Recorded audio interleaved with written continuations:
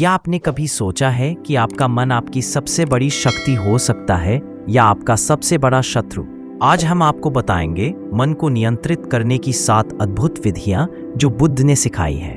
यह विधियां आपके जीवन को पूरी तरह बदल सकती हैं। अगर आप जानते हैं तो क्या होता है जब मन शांत हो जाता है, जब विचार बंधन छोड़ देते हैं और शांति इतनी गहरी उतरती है कि हर क्षण आनंद बन जाता है।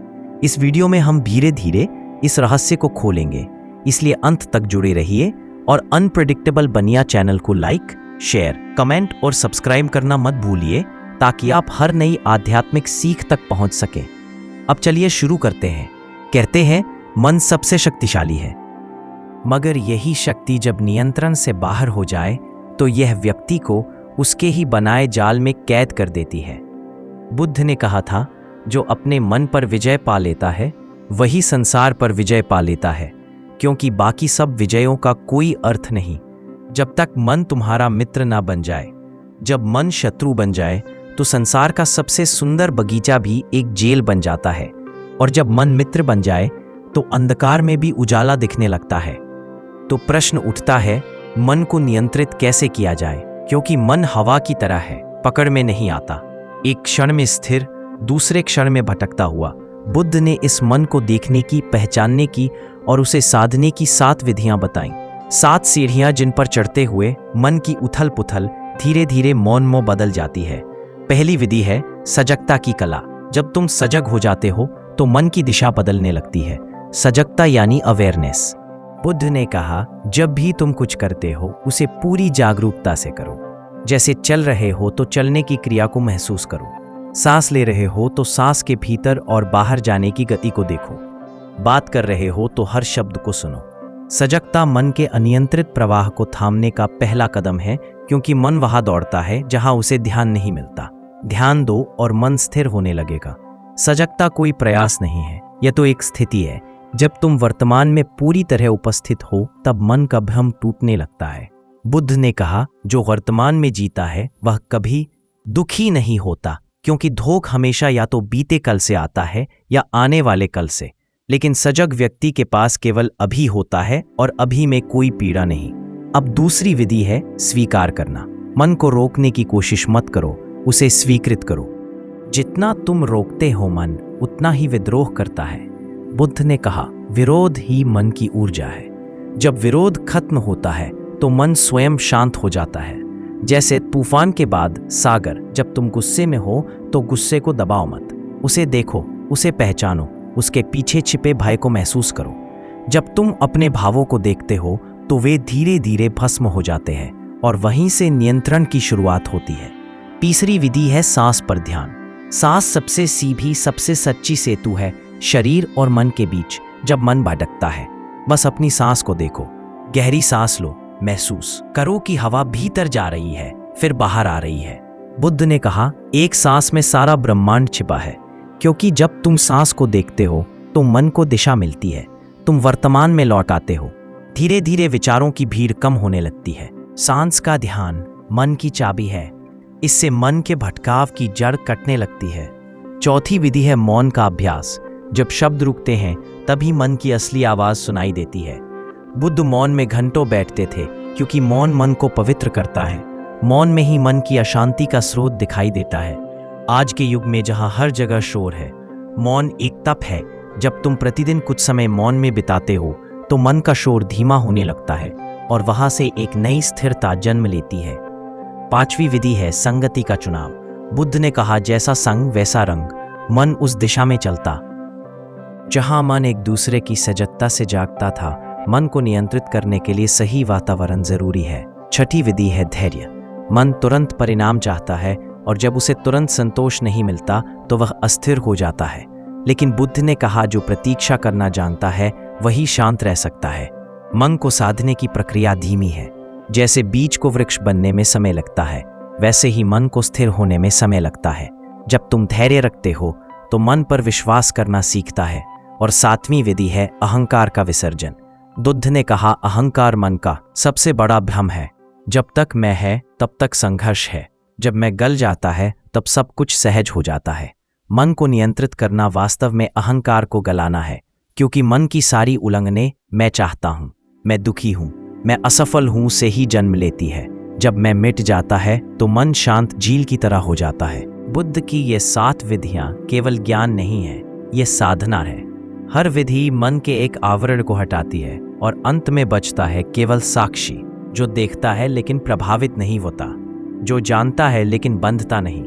यही मन पर नियंत्रण की चरम अवस्था है, जहां विचार आते हैं मगर टिकते नहीं, भावनाएं उठती हैं मगर वहां नहीं ले जाती। यही वह स्थिति है जहां बुद्धत्व जन्म लेता है और मन तुम्हारा सेवक बन जाता है, स्वामी नहीं। यही वह बिंदु है जहां तुम जीवन के स्वामी बनते हो, क्योंकि जिसने मन को साध लिया उसने अस्तित्व को साध लिया। बुद्ध ने कहा था, मन को दबाओ मत, उसे समझो, क्योंकि मन को जीतने की कोशिश भी मन की ही चाल है। जब तुम कहते हो कि मैं अपने मन को नियंत्रित करूंगा, तो यह कहने वाला कौन है? वही मन है जो स्वयं के ही विरुद्ध हो जाता है। इसीलिए बुद्ध ने नियंत्रण शब्द का अर्थ पलट दिया। उनके लिए नियंत्रण का मतलब दबाना नहीं था, बल्कि देखना था, गहराई से देखना, समझना। जब तुम किसी चीज को समझते हो तो वह स्वतः बदलने लगती है। जैसे अंधेरा समझ से नहीं बल्कि प्रकाश से मिटता है, वैसे ही मन का भ्रम प्रयास से नहीं बल्कि जागरूकता से मिटता है। एक दिन एक भिक्षु बुद्ध के पास आया और बोला, भगवान, मेरा मन बहुत भटकता है, मैं ध्यान लगाना चाहता हूं लेकिन मन शांत नहीं होता। बुद्ध मुस्कुराए और बोले, क्या तुमने कभी यह देखा कि जब तुम मन को रोकना चाहते हो तभी वह और तेज भागता है? भिक्षु बोला, हाँ प्रभु, ऐसा ही होता है। बुद्ध ने कहा, तो फिर उसे मत रोको, बस देखो, जैसे नदी को बहने दो। तुम किनारे बैठकर देखो, धीरे धीरे तुम देखोगे कि नदी खुद धीमी हो रही है, क्योंकि तुम अब उसमें कूद नहीं रहे। यही मन की प्रकृति है। उसे देखने वाला जब निष्क्रिय होता है तो वह थककर शांत हो जाता है। यही ध्यान का रहस्य है। जब तुम मन को दर्पण बना देते हो तो उसमें दुनिया तो दिखती है मगर तुम उसमें खोते नहीं। बुद्ध ने कहा, मन दर्पण है। समस्या तब होती है जब तुम दर्पण को ही खुद समझ लेते हो। दर्पण तो केवल प्रतिबिंब दिखाता है, तुम वह नहीं हो जो उसमें दिखता है, तुम वह हो जो देख रहा है। यही साक्षी भाव है, यही सच्चा नियंत्रण है। बुद्ध ने एक और उदाहरण दिया था। उन्होंने कहा, मन एक बंदर की तरह है जो एक शाखा से दूसरी पर लगातार छलांग लगाता रहता है। जब तक तुम उसे पकड़ने की कोशिश करोगे वह भागेगा, लेकिन अगर तुम शांत बैठ जाओ तो वह खुद आकर तुम्हारे पास बैठ जाएगा, क्योंकि मन को ध्यान चाहिए। अगर तुम उसे अनदेखा कर दो तो वह थक कर शांत हो जाता है। यही बुद्ध की करुणा थी। वे मन को दुश्मन नहीं मानते थे, बल्कि उसे समझने योग्य मित्र मानते थे। उन्होंने कहा, मन को शत्रु मानोगे तो संघर्ष होगा और संघर्ष में शांति नहीं आ सकती, क्योंकि मन के साथ लड़ाई में कोई विजेता नहीं होता। मन को देखो, स्वीकार करो, उसके पीछे जाओ, फिर देखो कैसे धीरे धीरे वह तुम्हारा सेवक बन जाता है। बुद्ध की दूसरी विधि यानी स्वीकार करने की कला यहीं से शुरू होती है। जो कुछ भी हो रहा है उसे देखने का साहस रखो। गुस्सा आ रहा है तो उसे दबाओ मत, बस देखो कि वह कहां से उठ रहा है, कौन सा विचार उसे जन्म दे रहा है। जब तुम गुस्से को देखते हो तो गुस्सा पिघलने लगता है, क्योंकि देखने में ही उसकी ऊर्जा खत्म हो जाती है। बुद्ध ने कहा, प्रकाश डालो और अंधकार स्वयं मिट जाएगा। जब तुम मन की परतों पर ध्यान का प्रकाश डालते हो तो जो भी भीतर दबा हुआ है वह सतह पर आता है और धीरे धीरे समाप्त हो जाता है। इसलिए बुद्ध ने ध्यान को सबसे सरल कहा। ना कुछ करना है, ना कुछ बदलना है, बस देखना है। देखना ही साधना है। अब बात आती है सांस पर ध्यान की। बुद्ध ने कहा, जब भी मन अस्थिर हो सांस को पकड़ो, क्योंकि सांस हमेशा वर्तमान में होती है। जब तुम सांस पर ध्यान देते हो तो मन अतीत और भविष्य की यात्रा से लौटकर अभी में ठहरने लगता है, और मन का नियंत्रण अभी से ही शुरू होता है। बुद्ध ने कहा, सांस मेरी नाव है जिससे मैं संसार के पार जाता हूं। जब तुम सांस को महसूस करते हो तो तुम्हें जीवन की लय समझ में आने लगती है। तुम देखते हो कि सब कुछ आ रहा है और जा रहा है। विचार, भावनाएं, सुख, दुख, कुछ भी स्थायी नहीं। जब यह अनुभव गहराई में उतर जाता है तो मन स्वतः शांत हो जाता है, क्योंकि उसे समझ आ जाता है कि सब कुछ परिवर्तनशील है। बुद्ध ने कहा, जो चीज बदलती है उसे पकड़े रहना ही दुख है, जब यह बात हृदय में उतरती है तो नियंत्रण की जरूरत ही नहीं रहती, क्योंकि मन को कुछ पकड़ने की इच्छा ही नहीं रहती। तब मन स्वतंत्र होता है और स्वतंत्र मन ही नियंत्रित मन है। जैसे आकाश को हवा की दिशा तय करने की जरूरत नहीं होती, वह सबको आने जाने देता है। वैसे ही बुद्ध ने कहा, जब मन आकाश की तरह हो जाता है तो उसमें एक बात रहे, कोई तूफान स्थायी नहीं रहता, सब गुजर जाता है। यह समझने के बाद भिक्षु बोला, प्रभु क्या तब मैं पूरी तरह मन को शांत कर सकता हूँ? बुद्ध ने कहा, शांत करने की कोशिश मत करो, बस सजग रहो, क्योंकि मन को शांत करने की इच्छा भी मन की ही चाल है। जब कोई इच्छा नहीं बचती तब शांति अपने आप उतर आती है। यह है मन को नियंत्रित करने की सबसे रहस्यमय स्थिति, जहां तुम नियंत्रक नहीं बल्कि साक्षी बन जाते हो। यही बुद्धत्व का आरंभ है और वहीं से जीवन बदलने लगता है। एक दिन बुद्ध राजगृह के पास बैठे थे। एक व्यक्ति आया और बोला, प्रभु मैं ध्यान करता हूं, नियम निभाता हूं, फिर भी मेरा मन भटकता है। कभी पुरानी बातें याद आती हैं, कभी भविष्य की चिंता। मैं क्या करूं?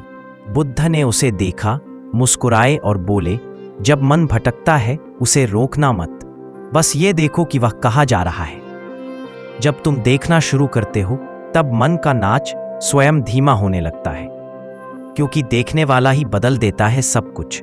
जैसे कोई बच्चा खेलता है, जब तक उसे देखा नहीं जाता वह उछलता कूदता रहता है, लेकिन जब माँ उसे देखती है तो वह रुक जाता है। मन भी वैसा ही है, वह केवल इसलिए भटकता है क्योंकि उसे देखने वाला सोया हुआ है। जब साक्षी जागता है मन थम जाता है। यही बुद्ध का ध्यान है। यहाँ कोई बल नहीं, केवल दृष्टि है, केवल जागरण है। बुद्ध ने कहा, जो मन को समझ गया वह संसार को समझ गया, क्योंकि जो कुछ भी हम देखते हैं वह मन की परछाई है। अगर मन गंदा है तो संसार गंदा लगता है, अगर मन निर्मल है तो संसार सुंदर दिखता है। इसलिए शुद्धिकरण बाहर नहीं भीतर से शुरू होता है। बुद्ध ने कहा, मन एक बगीचे की तरह है, अगर तुम उसे सजगता से सींचोगे तो उसमें करुणा, शांति और ज्ञान के फूल खिलेंगे, लेकिन अगर तुम उसे छोड़ दोगे तो उसमें लोभ, ईर्ष्या और क्रोध के कांटे उगेंगे। इसलिए सजग रहो, हर विचार को देखने की आदत डालो, क्योंकि विचार बीज है जो भीतर बोए जाते हैं, वही भविष्य में फल देते हैं। जब तुम हर विचार को ध्यानपूर्वक देखोगे तो धीरे धीरे अनचाहे बीज गिरने लगेंगे और मन हल्का हो जाएगा। बुद्ध ने कहा, यही पहला नियंत्रण है, बीजों का चयन करना, विचारों को बिना निर्णय के देखना। अब तुम पूछोगे कि क्या कोई विचार अच्छा या बुरा होता है? बुद्ध कहते हैं, विचार स्वयं में ना अच्छा है ना बुरा, वह केवल ऊर्जा है। सवाल यह है कि तुम उसे किस दिशा में ले जाते हो। अगर वह करुणा की ओर जाता है तो पवित्र बन जाता है, अगर वह अहंकार की ओर जाता है तो विष बन जाता है। इसलिए बुद्ध ने कहा, सजगता ही धर्म है, क्योंकि सजग व्यक्ति गलती नहीं करता, वह अंधा नहीं है, वह देख रहा है और देखने वाला कभी गलत दिशा में नहीं जा सकता। फिर बुद्ध ने कहा, अब आओ मन की चौथी विधि पर, मौन। मौन केवल चुप रहना नहीं है, यह आंतरिक संगीत है। जब विचारों का शोर रुकता है तो भीतर एक नई ध्वनि सुनाई देती है, जिसे बुद्ध ने धम्म की नाद कहा। यह वह स्थिति है जहां तुम कुछ नहीं बोलते पर सब कुछ समझते हो, तुम कुछ नहीं पूछते पर सब उत्तर मिल जाते हैं। यह मौन बुद्ध की सबसे गहरी साधना थी। वे कहते थे, शब्द तुम्हें भ्रमित करते हैं, मौन तुम्हें सच्चाई दिखाता है। आज के युग में हम शब्दों में खो गए हैं, हर समय बोलते हैं, सुनते हैं, प्रतिक्रिया देते हैं, लेकिन कभी मौन नहीं होते। और जब तक मौन नहीं होगा मन कभी शांत नहीं होगा, क्योंकि मन को शब्दों से भोजन मिलता है। जब तुम चुप हो जाते हो तो मन भूखा पड़ता है और वहीं से उसकी गति धीमी होती है। इसलिए प्रतिदिन कुछ समय मौन में रहो, चाहे 5 मिनट, चाहे 1 घंटा, बस चुप बैठो, देखो क्या हो रहा है, कौन से विचार उठ रहे हैं, कौन से जा रहे हैं। यह देखने की साधना धीरे धीरे मन के गहरे तहों को उजागर करती है। वहां तुम्हें पता चलेगा कि मन तो केवल धारा है, उसमें आने जाने वाले विचार तुम्हारे नहीं हैं, वे केवल गुजरने वाले मेहमान हैं। जब यह अनुभव स्थिर हो जाता है तब तुम अपने भीतर के स्वामी बन जाते हो। बुद्ध ने कहा, जब मौन स्थिर होता है तब करुणा खिलती है, क्योंकि मौन में कोई निर्णय नहीं रहता, कोई तुलना नहीं रहती, केवल होना रह जाता है। और जहाँ केवल होना है वहाँ पीड़ा नहीं रहती। यही है मन की सबसे बड़ी क्रांति, जो भीतर घटती है, बिना किसी युद्ध के, बिना किसी हथियार के। यही क्रांति बुद्ध ने संसार को दी। उन्होंने कहा, अगर तुम मन को देखना सीख जाओ तो बाहर की सारी समस्याएं मिट जाएंगी, क्योंकि वे सब भीतर से उत्पन्न होती हैं। एक बार मन नियंत्रित हो गया तो बाहरी संसार केवल खेल बन जाता है। तुम जीते भी हो और देखते भी हो, करते भी हो और डिटैच भी रहते हो। यही बुद्ध की परिपक्वता थी। उन्होंने कहा, जब तुम भीतर मौन हो जाते हो तो बाहर की दुनिया तुम्हें परेशान नहीं कर सकती, क्योंकि तुम्हारा केंद्र अब स्थिर है। तूफान बाहर है पर भीतर आकाश शांत है, और जो इस स्थिति में पहुंच गया उसने जीवन के सभी रहस्यों को जान लिया। एक बार बुद्ध अपने शिष्य आनंद के साथ वन में चल रहे थे। रास्ते में उन्होंने एक व्यक्ति को देखा जो बहुत गुस्से में था। वह किसी पेड़ को लात मार रहा था और चिल्ला रहा था। बुद्ध ने रुककर कहा, यह व्यक्ति अपने मन का दास बन गया है। आनंद ने पूछा, भगवान, क्या हर व्यक्ति ऐसा ही है? बुद्ध ने कहा, हाँ, जो सजग नहीं है वह अपने मन का गुलाम है, और जो सजग है वह मन का स्वामी बन जाता है। यही मन का असली नियंत्रण है।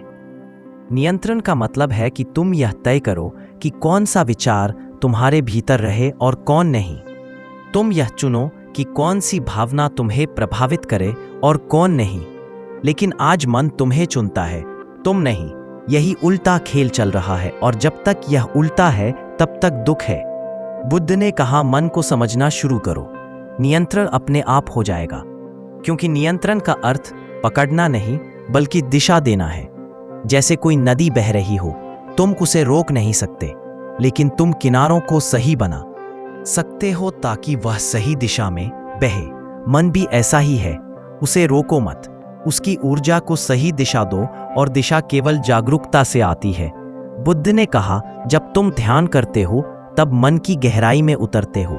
वहां तुम पाते हो कि मन में दो परतें हैं, एक जो सतह पर है विचारों की, और एक जो गहराई में है मौन की। अधिकांश लोग सतह पर जीते हैं, इसलिए उनका जीवन हलचल से भरा है। लेकिन जो गहराई में जाता है उन पर अपने अपने काम में देखता है, वह शांत हो जाता है, और वही सच्चा नियंत्रण है। क्योंकि अब वह सतह की लहरों से नहीं हिलता। उसे पता है कि लहरें आएंगी भी, औरंगी भी, लेकिन सागर नहीं हिलता। बुद्ध ने कहा, जो अपने भीतर के सागर को पहचान लेता है उसके लिए कोई तूफान डरावना नहीं रहता। इसलिए उन्होंने ध्यान को सबसे बड़ा अस्त्र कहा, क्योंकि यह तुम्हें भीतर की गहराई से जोड़ देता है। और जब तुम गहराई से जीते हो तो बाहर की दुनिया तुम्हारे ऊपर प्रभाव नहीं डाल पाती। यही कारण है कि बुद्ध हमेशा शांत रहते थे। कोई उन्हें गाली देता तो भी वे मुस्कुराते, क्योंकि उन्होंने मन को पार कर लिया था। जब तुम मन के पार चले जाते हो तब शब्द तुम्हें नहीं छूते, क्योंकि तुम प्रतिक्रिया नहीं देते, तुम केवल देखते हो। यह देखने की अवस्था ही नियंत्रण की सबसे ऊंची सीढ़ी है। अब बुद्ध ने छठी विधि की चर्चा की, धैर्य। उन्होंने कहा, अधैर्य मन की जड़ है, क्योंकि मन हमेशा जल्दी चाहता है। मन को तुरंत चाहिए, और जब नहीं मिलता तो वह दुखी होता है। लेकिन जो व्यक्ति धैर्यवान होता है वह जानता है कि हर चीज अपने समय पर घटती है। जैसे फूल अपने समय पर खिलता है, तुम उसे जोर से नहीं खिला सकते, वैसे ही मन की शांति भी समय लेती है। बुद्ध ने कहा, धैर्य का अर्थ है विश्वास। जब तुम विश्वास करते हो कि हर चीज अपनी गति से घट रही है तब मन स्थिर हो जाता है। लेकिन जब तुम परिणाम चाहते हो तो मन अधीर हो जाता है, और अधैर्य ही अशांति को जन्म देता है। इसलिए बुद्ध ने कहा, ध्यान में जल्दी मत करो, बस रहो, मौन रहो, देखो, समझो। समय के साथ सब बदल जाएगा। जैसे मिट्टी में बीज डालने के बाद तुम्हें इंतजार करना पड़ता है, वैसे ही मन में शांति के बीज डालो और प्रतीक्षा करो। धीरे धीरे सब कुछ खेल उठेगा। यह समझ ही धैर्य का सार है। बुद्ध ने कहा, जो धैर्यवान है वह साक्षी बन सकता है, और जो साक्षी बन गया उसने मन को जीत लिया। अब बात आती है अहंकार के विसर्जन की, जो सातवीं और अंतिम विधि है। बुद्ध ने कहा, जब तक मैं है तब तक संघर्ष है। मैं ही वह दीवार है जो तुम्हें सत्य से अलग रखती है। मैं ही वह पर्दा है जिसके पीछे मन छिपा है। जब यह मैं गिरता है तो मन स्वतः शांत हो जाता है, क्योंकि अब कोई केंद्र नहीं जो विरोध करे, कोई सीमा नहीं जो पकड़ बनाए। अहंकार मिटने पर मन सागर की तरह खुला हो जाता है। बुद्ध ने कहा, जब मैं गिरा तब मैं गायब हुआ और सत्य प्रकट हुआ। यह अवस्था केवल ध्यान से नहीं बल्कि गहरी करुणा से आती है। जब तुम सबको अपने समान देखना शुरू करते हो जब तुम्हारा अस्तित्व मैं से हटकर हम बन जाता है तब अहंकार घुल जाता है और वहीं से मन नियंत्रण में आता है, क्योंकि अब मन तुम्हारे लिए नहीं सोचता, वह सबके लिए सोचता है। अब उसका केंद्र सीमित नहीं रहा, वह ब्रह्मांड में विलीन हो गया है। यही बुद्धत्व है, जहां नियंत्रण का अर्थ बंधन नहीं बल्कि मुक्ति है, और इस मुक्ति में शांति का जन्म होता है। जो शांति तुम बाहर खोज रहे थे वह हमेशा तुम्हारे भीतर थी, बस मन के शोर ने उसे ढक रखा था। जब मन शांत होता है तब वही शांति तुम्हारा स्वभाव बन जाती है, और यही बुद्ध की अंतिम शिक्षा है। अपने मन को पहचानो, उसे समझो, उसे पार करो, क्योंकि मन ही संसार है और मन के पार ही निर्वाण है। बुद्ध ने एक बार कहा था, मन को जीतने का अर्थ है स्वयं को पहचान लेना। उन्होंने कभी मन से युद्ध नहीं किया, उन्होंने केवल उसे देखा, और यह देखने की कला इतनी गहरी थी कि धीरे धीरे मन की सारी परतें खुलती चली गई। एक बार उनके पास एक भिक्षु आया और बोला, प्रभु मैं ध्यान करता हूँ लेकिन मन बार बार बिखर जाता है। बुद्ध ने पूछा, जब मन बिखरता है तो तुम क्या करते हो? भिक्षु बोला, मैं उसे रोकने की कोशिश करता हूँ। बुद्ध मुस्कुराए और बोले, वही तुम्हारी भूल है। मन को रोकोगे तो वह और भटकेगा। उसे देखो जैसे कोई बच्चा रो रहा हो, तुम उसे रोकते नहीं, बस उसके सिर पर हाथ रख देते हो। थोड़ी देर में वह स्वयं शांत हो जाता है। मन भी वैसा ही है, उसे प्यार चाहिए, विरोध नहीं। जब तुम उसे समझते हो तब वह सहयोगी बन जाता है। यही बुद्ध की पहली विधि सजगता की सच्ची अभिव्यक्ति है। सजगता कोई प्रयास नहीं, यह प्रेम है, यह ध्यान है, यह देखने की कला है। और जब सजगता बढ़ती है तो मन स्वयं अनुशासित हो जाता है, कोई आदेश नहीं देना पड़ता। जैसे कोई दीपक जले तो अंधेरा अपने आप हट जाता है, वैसे ही सजगता आती है तो मन का भ्रम मिट जाता है। बुद्ध ने कहा, देखो और सब कुछ बदल जाएगा। यही देखने का रहस्य है। दूसरी विधि स्वीकार। बुद्ध ने कहा, जब तुम अपने भीतर के अंधकार को स्वीकार करते हो तब प्रकाश की संभावना बनती है, क्योंकि अस्वीकार से ऊर्जा फंस जाती है लेकिन स्वीकार से वह मुक्त हो जाती है। तुम अपने भीतर के क्रोध, लोभ, भय, ईर्ष्या को स्वीकार करते हो तब वे रूपांतरित होने लगते हैं। जैसे बर्फ पिघलकर जल बन जाती है, वैसे ही दबे हुए भाव पिघलकर समझ में बदल जाते हैं। बुद्ध ने कहा, स्वीकार करो तो सब कुछ साध्य है। तीसरी विधि सांस पर ध्यान। यह सबसे सूक्ष्म विधि है, क्योंकि सांस जीवन का प्रतीक है। सांस को देखना यानी जीवन की गहराई में उतरना। बुद्ध ने कहा, जो सांस को देखता है वह मन को देखता है, क्योंकि मन और सांस एक दूसरे से जुड़े हैं। जब सांस स्थिर होती है तो मन भी स्थिर होता है, जब सांस तेज होती है तो मन अस्थिर हो जाता है। इसीलिए बुद्ध ने कहा, ध्यान का पहला द्वार है सांस का निरीक्षण। जब तुम बस सांस को देखते हो, उसकी गति को महसूस करते हो, तब मन धीरे धीरे शांत होता है।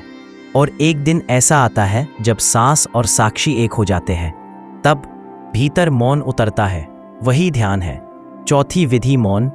बुद्ध मौन को परम ज्ञान कहते थे। उन्होंने कहा, जब शब्द खत्म हो जाते हैं तब सत्य प्रकट होता है।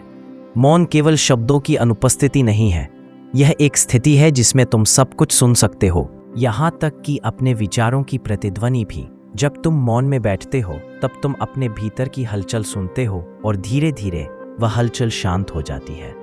मौन साधना का केंद्र है, यह तुम्हें भीतर की यात्रा पर ले जाता है। पांचवी विधि संगति। बुद्ध ने कहा, जिस संग में रहोगे वैसा ही बनोगे। इसलिए अपने आसपास उन लोगों को रखो जो तुम्हें ऊंचा उठाए, जो तुम्हारे भीतर की सजगता को जगाए, क्योंकि मन वही बनता है जो वह देखता सुनता है। अगर तुम हर दिन नकारात्मकता में रहोगे तो मन वैसा ही हो जाएगा, लेकिन अगर तुम करुणा, ध्यान और प्रेम से भरे लोगों के संग रहोगे तो मन शुद्ध होने लगेगा। यही कारण है कि बुद्ध ने संग बनाया, ताकि हर साधक दूसरे की चेतना से जुड़ सके। छठी विधि धैर्य। बुद्ध ने कहा, धैर्य साधना की जड़ है, क्योंकि मन को बदलने में समय लगता है। मन वर्षों से भटका है, अचानक वह स्थिर नहीं होगा। जैसे नदी धीरे धीरे सागर तक पहुंचती है, वैसे ही मन भी धीरे धीरे मौन तक पहुंचता है। इसीलिए जल्दबाजी मत करो, बस प्रतीक्षा करो।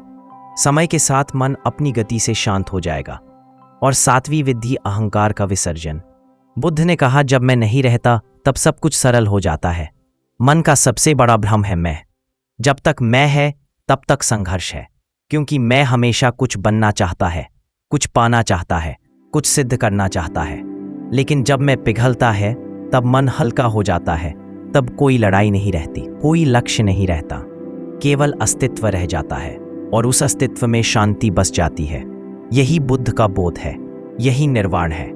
जब मन शून्य हो जाता है तब ब्रह्मांड प्रकट होता है और वही क्षण है जब साधक बुद्धत्व को स्पर्श करता है। जब मन का दास मन का स्वामी बन जाता है और तब जीवन साधारण नहीं रहता, वह स्वयं एक ध्यान बन जाता है, एक मौन यात्रा जो हर क्षण नई, हर क्षण गहरी होती जाती है। मन को जीतने की कला उतनी ही सूक्ष्म है जितनी कि एक कमल का खिलना। बुद्ध ने कहा था, जो अपने मन को जीत लेता है वह संसार को जीत लेता है। लेकिन मन को जीतना तना युद्ध नहीं, यह तो जागरूकता का नृत्य है और इस नृत्य में हर कदम ध्यान है, हर सांस एक अवसर है, हर क्षण एक साधना। छठी विधि यही है, साक्षी भाव की साधना। देखो अपने विचारों को जैसे कोई बादल गुजरता है। उन्हें रोकने की कोशिश मत करो, उन्हें बस गुजरने दो। तुम उन्हें देख रहे हो लेकिन तुम वो नहीं हो। यही वह क्षण है जब मन अपनी पकड़ खोने लगता है। जब तुम देखने वाले बन जाते हो तब मन देखने योग्य वस्तु बन जाता है, और जब वस्तु को देखा जाता है तो उसका असर खत्म हो जाता है। बुद्ध ने कहा था, विचारों को रोकने से मन शांत नहीं होता, उन्हें देखने से होता है। जब तुम हर विचार को आते जाते देखते हो बिना उसे अच्छा या बुरा कहे, तब धीरे धीरे एक मौन तुम्हारे भीतर उतरता है। वह मौन जो शब्दों से परे है, वही तुम्हारी असली शांति है। लेकिन साक्षी भाव की साधना कोई एक दिन की बात नहीं, यह सतत जागरूकता का परिणाम है। जैसे कोई दीपक निरंतर जलता रहता है, वैसे ही तुम्हारी चेतना को जलते रहना होगा। कई बार मन तुम्हें बहकाएगा, गुस्सा दिलाएगा, याद दिलाएगा पुरानी बातें, झूठे डर, अधूरी इच्छाएं, पर तुम बस देखो, प्रतिक्रिया मत दो। जो प्रतिक्रिया नहीं देता वही मुक्त होता है, जो प्रतिक्रिया देता है वही बंधन में रहता है। बुद्ध ने अपने भिक्षुओं से कहा था, मन एक बंदर की तरह है जो एक शाखा से दूसरी पर झूलता है, उसे पकड़ने मत जाओ। बस देखो, जब तक तुम उसे पकड़ने की कोशिश करते रहोगे वह झूलता रहेगा। जब तुम उसे देखोगे वह थक जाएगा। यही साक्षी भाव है। जब देखने वाला जागता है तब देखने योग्य मिट जाता है और तब बचता है केवल तुम शुद्ध चेतना। यही साक्षी भाव मन पर विजय का सबसे सूक्ष्म मार्ग है। लेकिन इसके बाद आती है सातवीं और अंतिम विधि, शून्यता की अनुभूति। बुद्ध ने कहा, शून्यता कोई रिक्तता नहीं, यह तो परम सत्य की उपस्थिति है। जब तुम मन से पूरी तरह परे चले जाते हो तब तुम्हें दिखता है कि मन कभी तुम्हारा था ही नहीं। यह केवल एक साधन था, एक उपकरण। जैसे आंखें देखने का साधन है, वैसे ही मन सोचने का। लेकिन सोचने वाला तुम नहीं, देखने वाला तुम नहीं, अनुभव करने वाला तुम नहीं। तुम तो उस सब के साक्षी हो जो घट रहा है। जब यह बोध होता है तो मन स्वतः शांत हो जाता है। उसे नियंत्रित करने की जरूरत ही नहीं रहती, क्योंकि जो नियंत्रण चाहता है वही मन है, और जो साक्षी बन जाता है उसके लिए नियंत्रण का प्रश्न समाप्त हो जाता है। शून्यता में प्रवेश का अर्थ है स्वयं से परे जाना। बुद्ध ने इसे निर्वाण कहा। न कोई आकांक्षा, न कोई भय, न कोई द्वंद्व, बस अस्तित्व का शुद्ध अनुभव। जब तुम इस शून्यता में उतरते हो तो तुम अनुभव करते हो कि मन केवल एक लहर था और तुम उस सागर हो। अब लहर का कोई अर्थ नहीं रह जाता, क्योंकि सागर को लहर से डर नहीं होता। यही अंतिम मुक्ति है। लेकिन बुद्ध ने यह भी कहा, शून्यता की साधना का अर्थ जीवन से भागना नहीं, बल्कि उसे पूरी तरह जीना है। शून्य होना मतलब पूर्ण होना, क्योंकि जो खाली है वही सब कुछ समा सकता है। इसीलिए बुद्ध मौन में मुस्कुराते थे, क्योंकि उन्होंने पा लिया था कि मन को जीतने का रहस्य जीतने में नहीं, छोड़ने में है। जिस क्षण तुम छोड़ देते हो उसी क्षण सब तुम्हारे पास आ जाता है। यही बुद्ध की शिक्षाओं का सार है। तुम सोचते हो कि मन को रोका जाए, उसे दबाया जाए, उसे शांत किया जाए, पर जितना दबाओगे उतना वह प्रतिरोध करेगा, जितना लड़ोगे उतना वह उग्र होगा। लेकिन जब तुम मुस्कुरा कर उसे देखते हो तो वह स्वयं शांत हो जाता है। जैसे कोई बच्चा जो ध्यान चाहता है और जब ध्यान मिलता है तो वह खेलना छोड़ देता है। मन भी वैसा ही है, उसे बस प्रेम और जागरूकता चाहिए। इसलिए बुद्ध ने कहा था, दया से मन को पिघालो, ध्यान से उसे दिशा दो, और मौन से उसे मुक्त करो। यही 7 विधियां मन के रहस्य को खोलती है। पहली थी सांस पर ध्यान, दूसरी विचारों की पहचान, तीसरी वर्तमान क्षण में स्थिरता, चौथी करुणा का विस्तार, पांचवी अनासक्ति का अभ्यास, छठी साक्षी भाव की साधना और सातवीं शून्यता की अनुभूति। जब ये 7 विधियां तुम्हारे जीवन में उतरती है तो तुम केवल मन को नहीं बल्कि स्वयं को भी जान लेते हो। और यही बुद्धत्व है। यही वह क्षण है जब साधक साधना से आगे बढ़ जाता है, जब खोज समाप्त होती है, जब भीतर का अंधकार प्रकाश में बदल जाता है, जब कोई प्रश्न शेष नहीं रहता, तब मौन ही उत्तर बन जाता है। वही मौन जिसे बुद्ध ने परम सत्य कहा, वही मौन जिसमें ब्रह्मांड बोलता है, वही मौन जिसमें मन पूरी तरह समर्पित होकर विलीन हो जाता है। अब कोई नियंत्रण नहीं, केवल सहजता, केवल उपस्थिति, केवल होना, यही मन का नियंत्रण है। बिना प्रयास, बिना द्वंद्व, बिना संघर्ष। जब मन पूरी तरह शांत हो जाता है, जब विचारों की भीड़ रुक जाती है, तब भीतर कुछ नया जन्म लेता है। एक ऐसी जागृति जो ना देखी जा सकती है, ना छुई जा सकती है, पर जिसे महसूस किया जा सकता है। हर सांस के बीच, हर मौन की गहराई में वही है बुद्धत्व। वही अवस्था जब साधक जान लेता है कि वह मन नहीं बल्कि वह शक्ति है जो मन को देखती है, और उसी क्षण मन का नियंत्रण अब कोई प्रयास नहीं रह जाता। वह सहज बन जाता है। जैसे जल अपनी स्वाभाविक दिशा में बहता है, वैसे ही चेतना अपने मार्ग पर बहने लगती है। बुद्ध ने कहा था, जैसे कमल कीचड़ में खिलता है, वैसे ही जागरूकता अंधकार में खिलती है। जब तक मन तुम्हारा स्वामी है, तुम कीचड़ में फंसे हो, लेकिन जैसे ही तुम उसे साधन बना लेते हो, तुम खिलने लगते हो। इस खिलने का रहस्य भीतर की पूर्ण स्वीकृति में छिपा है।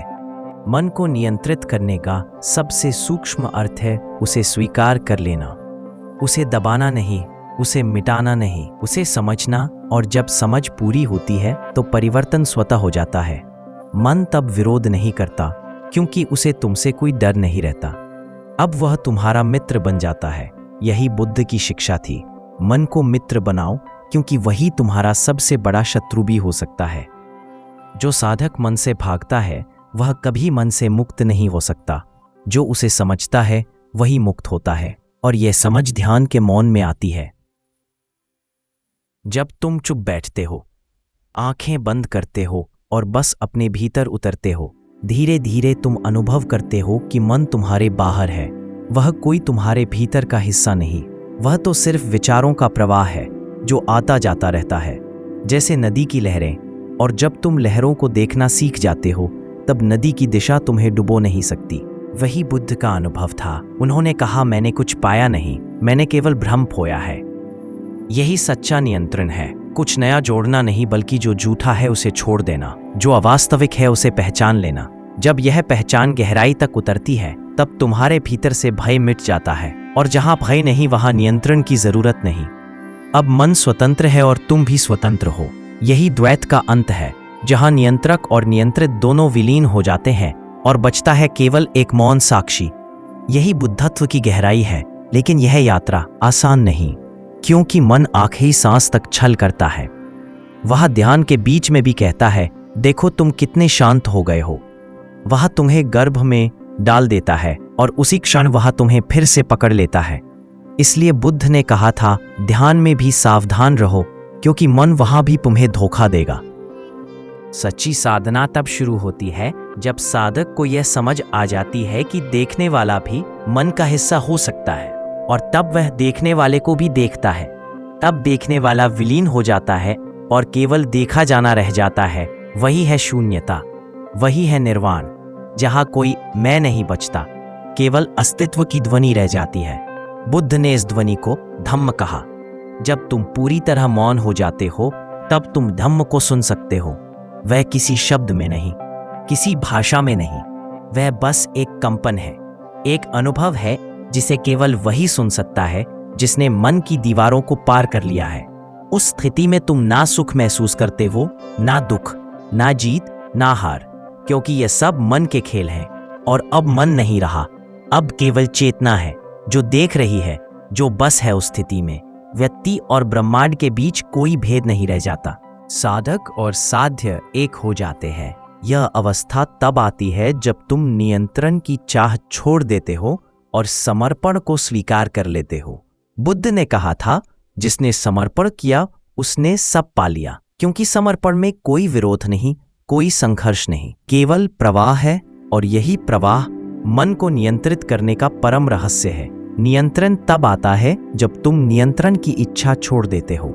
यही बुद्ध की अंतिम मुस्कान का कारण था। उन्होंने देखा कि लोग मन को जीतना चाहते हैं, लेकिन जो जीतना चाहता है वह स्वयं मन है। इसलिए बुद्ध ने हंसते हुए कहा, जिसे जीतना है वह तो कभी था ही नहीं। यह समझ जैसे ही उतरती है, तुम्हारे भीतर एक हल्कापन आता है, जैसे किसी ने तुम्हारे कंधों से सैकड़ों वर्षों का बोझ हटा लिया हो। अब तुम ना दौड़ना चाहते हो ना भागना, बस होना चाहते हो, और वही होना ही सच्चा नियंत्रण है। क्योंकि जहां मन पूरी तरह शांत है, वहीं से जीवन का संगीत शुरू होता है, वहीं से बुद्धत्व खिलता है, वहीं से तुम्हारे भीतर का कमल अपनी सबसे सुगंधित अवस्था में पहुंचता है। अब कोई लक्ष्य नहीं, कोई भय नहीं, कोई भविष्य नहीं, बस यह क्षण है, पूर्ण, शुद्ध और अनंत। जब साधक इस अवस्था में पहुंचता है जहां मन अब एक सेवक बन गया है, स्वामी नहीं, तब उसके भीतर एक नई शक्ति जन्म लेती है। यह शक्ति करुणा है। करुणा बुद्धत्व का स्वाभाविक परिणाम है, क्योंकि जब तुम मन से परे हो जाते हो, तब तुम हर मनुष्य को, हर प्राणी को उसी संघर्ष में देखते हो जिससे तुम गुजरे हो। तुम्हें पता चल जाता है कि हर व्यक्ति अपने भीतर युद्ध लड़ रहा है, कोई गुस्से से, कोई लालच से, कोई भय से, और उसी क्षण तुम्हारे भीतर उत्पन्न होती है दया, एक ऐसी दया जो शब्दों से नहीं, उपसत्ति से बोलती है। बुद्ध ने कहा था, करुणा वह प्रकाश है जो मन के अंधकार को भेद देता है। जब मन शांत होता है तो चेतना की यह करुणा स्वाभाविक रूप से प्रवाहित होती है, और यही करुणा मन को पूरी तरह स्थिर कर देती है। क्योंकि जहां प्रेम है वहां भय नहीं, जहां दया है वहां द्वेष नहीं, और जहां समझ है वहां नियंत्रण की आवश्यकता नहीं। यही बुद्ध की साधना का सार है। मन को जीतना नहीं, उसे प्रेम से रंगना, उसे पिघला देना, उसे इतना कोमल बना देना कि स्वयं तुम्हारे हृदय का प्रतिबिंब बन जाए। जब साधक करुणा में जीने लगता है तो उसके भीतर मौन गहराता है। वह मौन जो मृत नहीं, जीवंत है, जिसमें हर श्वास से संगीत निकलता है, हर दृष्टि से शांति झलकती है। यही मौन बुद्ध के चेहरे पर स्थायी मुस्कान बन गया था। लोगों ने उनसे पूछा, भगवान आप हमेशा मुस्कुराते क्यों रहते हैं? बुद्ध ने कहा, क्योंकि अब कोई विरोध नहीं बचा। जब विरोध समाप्त होता है तो जीवन का हर क्षण उत्सव बन जाता है। यही मन पर नियंत्रण की सबसे सुंदर परिणति है, सहजता। अब मन एक साधन है। जैसे कोई संगीतकार अपने वाद्य को साध लेता है, वैसे ही साधक अपने मन को। अब वही मन जो पहले अशांत था, अब वही साधन बन गया है शांति का। वही ऊर्जा जो पहले बिखरी हुई थी, अब केंद्रित होकर ध्यान बन गई है। इसी केंद्र में शक्ति है, और यह शक्ति दिखने में शांत है लेकिन असीम है। यही शक्ति जागरण की अग्नि है। बुद्ध ने कहा था, जो भीतर से शांत है वही बाहर से शक्तिशाली है। मन पर नियंत्रण का अर्थ है भीतर ऐसी स्थिरता का निर्माण जो किसी परिस्थिति, किसी व्यक्ति, किसी शब्द से डगमगाए नहीं। जब कोई तुम्हें अपमानित करे और तुम्हारे भीतर कुछ ना हिले, तब समझो तुमने मन को जीत लिया। जब कोई तुम्हारी प्रशंसा करे और तुम्हारे भीतर कोई उत्साह ना उठे, तब जानो तुमने मन से पार पा लिया। क्योंकि तब तुम ना सुख से बनते हो ना दुख से, तुम केवल साक्षी रहते हो। यही साक्षी भाव ही बुद्धत्व है, और यही करुणा का स्रोत भी। क्योंकि साक्षी रहने वाला व्यक्ति किसी से द्वेष नहीं कर सकता। वह जानता है कि हर व्यक्ति अपने अज्ञान में फंसा है, हर व्यक्ति अपनी पीड़ा में डूबा है। इसलिए वह किसी से नहीं लड़ता, किसी को दोष नहीं देता। वह बस मौन प्रेम से देखता है। यही मौन बुद्ध की आंखों में था, यही करुणा उनके स्पर्श में थी, और यही शांति उनके हर शब्द से झलकती थी। जब तुम्हारा मन इस बिंदु तक पहुंच जाता है तो तुम्हें एहसास होता है कि नियंत्रण का अर्थ हमेशा रोकना नहीं, बल्कि प्रवाह में रहना है। और इस प्रवाह में तुम्हारा मन अब तुम्हारे साथ है, तुम्हारे खिलाफ नहीं। वह अब तुम्हारा शत्रु नहीं, वह तुम्हारा साथी बन गया है। और यही अवस्था स्थायी शांति की है। यह वही अवस्था है जहां साधक को भीतर से लगता है कि अब कोई प्रश्न नहीं बचा, अब कोई भय नहीं बचा, बस एक अनुभव है, मैं हूं। बस इतना ही, यही मैं हूं कि जागृति बुद्धत्व की अंतिम मंजिल है, क्योंकि अब तुम किसी नाम, किसी पहचान, किसी रूप से नहीं जुड़ते। अब तुम वही शुद्ध चेतना हो जो देख रही है, जो सुन रही है, जो हर क्षण में उपस्थित है, और इसी उपस्थिति में समाया है समस्त नियंत्रण का रहस्य। यही है वह सात्विक विद्धि का फल। मन अब तुम्हारा नहीं, बल्कि तुम स्वयं मन से परे हो चुके हो, और वहां से शुरू होता है सच्चा जीवन। वही जीवन जो स्वतंत्र है, जो प्रेममय है, जो पूर्ण है। यही बुद्ध का संदेश था। जो स्वयं को जान ले वही सबको जान लेता है, और जब यह ज्ञान उतरता है तो मन अब केवल एक लहर बन जाता है, जिसे देखना भी आनंद है, जिसे उठते गिरते देखना भी ध्यान है। अब जीवन युद्ध नहीं, ये तो एक सुंदर नृत्य है जिसमें हर गिरना भी सीख है, हर ठहरना भी ध्यान है, हर सांस एक नई शुरुआत है, और हर मौन एक उत्तर। यही बुद्ध की करुणा थी। उन्होंने कहा, मैं तुम्हें शांति नहीं दे सकता, पर तुम्हें मार्ग दिखा सकता हूं, और ये मार्ग भीतर की ओर जाता है, जहां मन समाप्त होता है और आत्मा आरंभ होती है, जहां विचारों की भीड़ रुकती है और मौन की नदी बहती है। वही मौन तुम्हारा सच्चा गुरु है। वही तुम्हें सिखाता है कि मन को नियंत्रित करने का अर्थ मन से प्रेम करना है, क्योंकि जो प्रेम करता है वह नियंत्रित नहीं करता, वह रूपांतरित कर देता है, और यह रूपांतरण ही बुद्धत्व है। जब करुणा भीतर जाती है तो मन में कोई सीमा नहीं रह जाती। अब व्यक्ति केवल व्यक्ति नहीं रहता, वह अस्तित्व का एक हिस्सा बन जाता है। बुद्ध ने कहा था, जब मैं जागा तब पाया कि सब जागे हैं। यह कथन सुनने में सरल है, पर इसमें ब्रह्मांड का रहस्य छिपा है, क्योंकि जब मन का बंधन टूटता है तो साधक समझता है कि उसका मैं कभी अकेला नहीं था। वह हमेशा इस विराट चेतना का अंश था जिसे हम जीवन कहते हैं। वही ब्रह्मांडीय एकता, वही शून्यता जो सबको जोड़ती है। यही मन पर नियंत्रण का चरम परिणाम है। एक तत्व की अनुभूति, जब तुम हर चीज में स्वयं को देखने लगते हो, पेड़ में, हवा में, नदी में, मुस्कान में, मौन में, तब तुम जान जाते हो कि कोई दूसरा कभी था ही नहीं। सब एक ही ऊर्जा के रूप है, बस रूप बदले हैं, सार एक है। यही सार जब अनुभव बनता है तब मन का अस्तित्व अपने आप मिट जाता है, क्योंकि विभाजन मन की रचना है। एकता चेतना की बुद्ध ने कहा था, जो भीतर से एक है वही बाहर से शांत है।